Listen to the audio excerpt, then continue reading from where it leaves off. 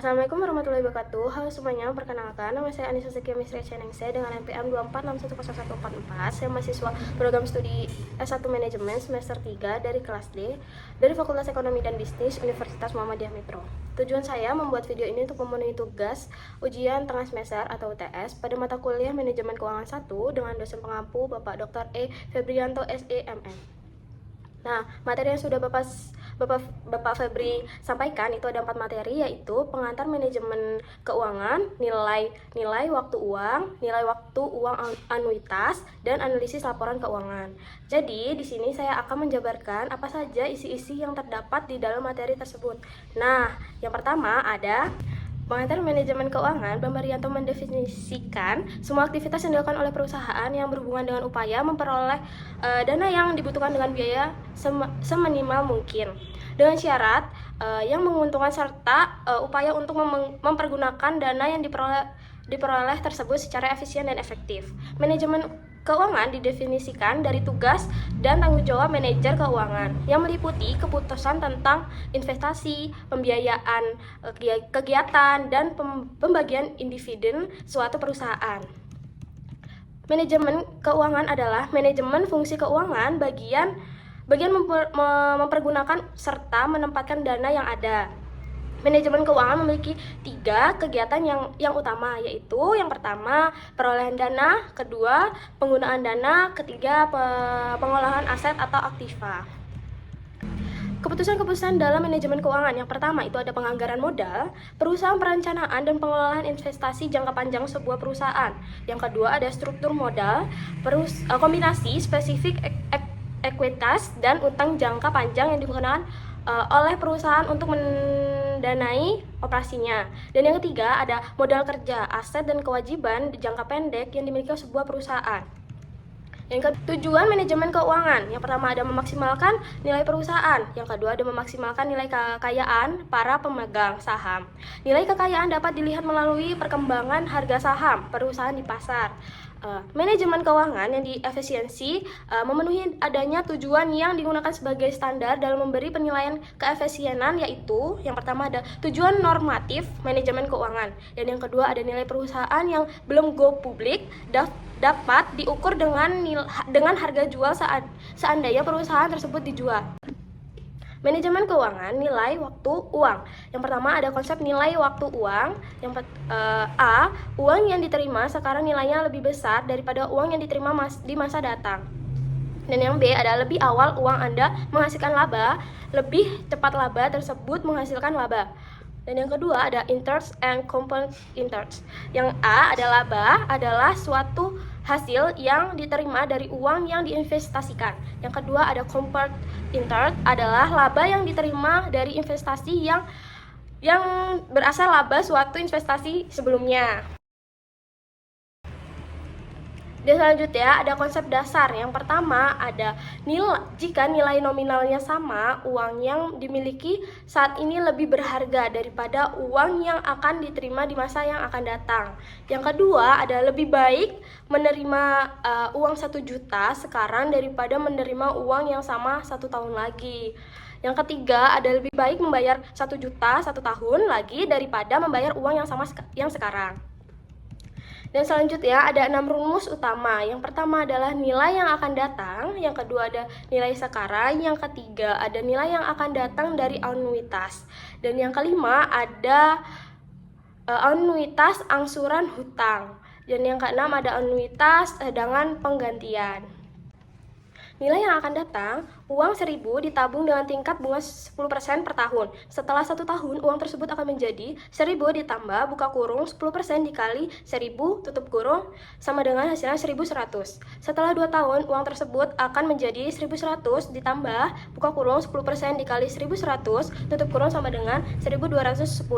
Catatan, bunga tahun pertama ditambahkan ke pokok tabungan. Dan setelah 3 tahun, uang tersebut akan menjadi 1.210 ditambah buka kurung 10% dikali 1.210 tutup kurung sama dengan 1.331, dan seterusnya.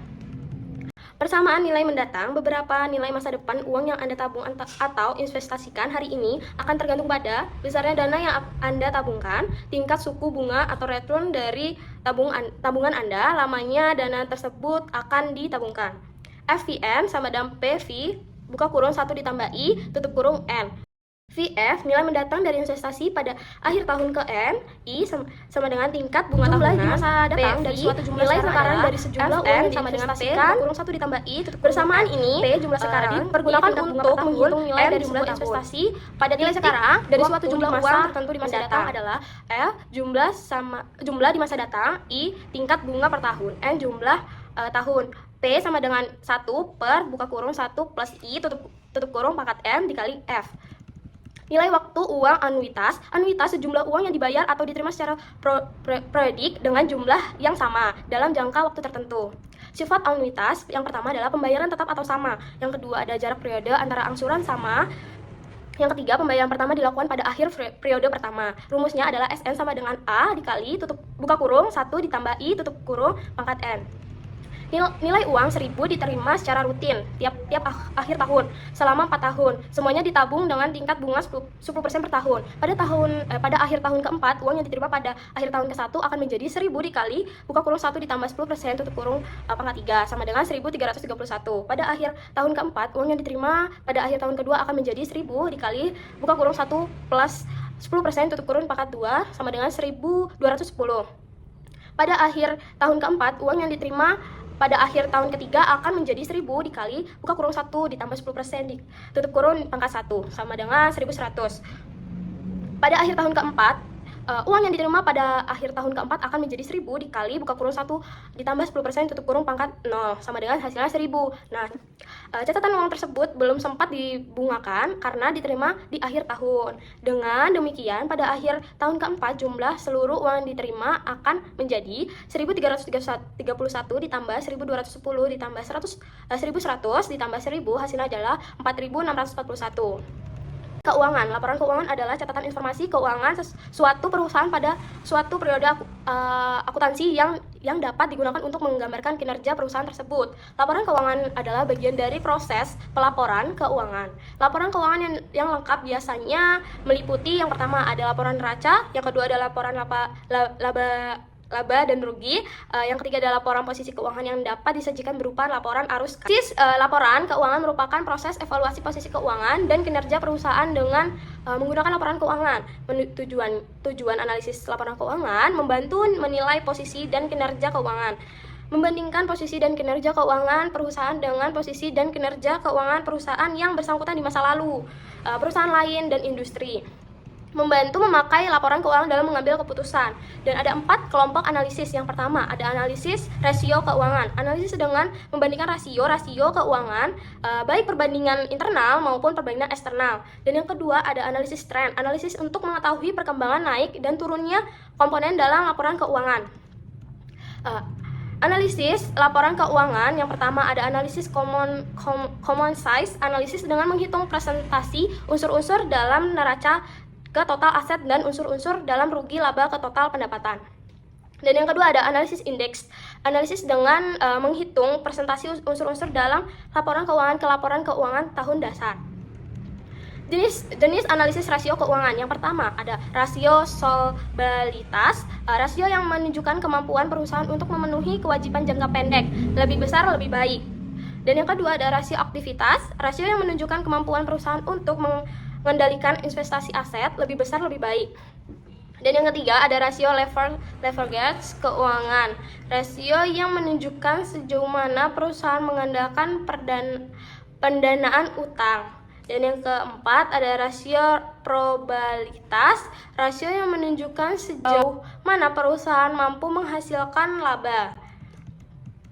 Berdasarkan analisis rasio keuangan kesehatan perusahaan bisa dilihat dari yang pertama ada tingkat rasio secara individual, yang kedua ada perbandingan rasio dari waktu ke waktu dalam perusahaan yang sama atau perkembangan rasio, dan yang ketiga ada perbandingan rasio keuangan perusahaan dalam rasio keuangan perusahaan lain. Yang keempat ada perbandingan rasio keuangan perusahaan dengan rasio keuangan rata-rata industri. Yang kelima ada kombinasi antara tingkat rasio, perkembangan rasio, dan perbandingan rasio. Baik, itu saja yang mungkin saya bisa jelaskan. Saya Ari, wassalamualaikum warahmatullahi wabarakatuh.